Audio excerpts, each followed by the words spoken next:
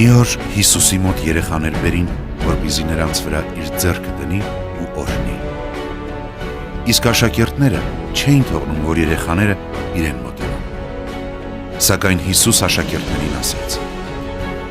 «Թողեք երեխաներին, որ իմ մոտ գան, ու մի արգելեք նրանց, որովհետև նրանցն է երկնքի թագավորությունը»։ Հետո ձեռքը դրեց երեխաների վրա և օրհնեց նրանց։ Աշակերտները Հիսուսին հարցրին. «Ո՞վ է մեծ երկնքի արքայության մեջ»։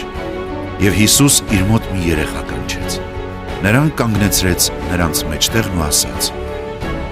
«Ճշմարիտ եմ ասում ձեզ, եթե դարձի չգաք ու չլինեք երեխայի նման,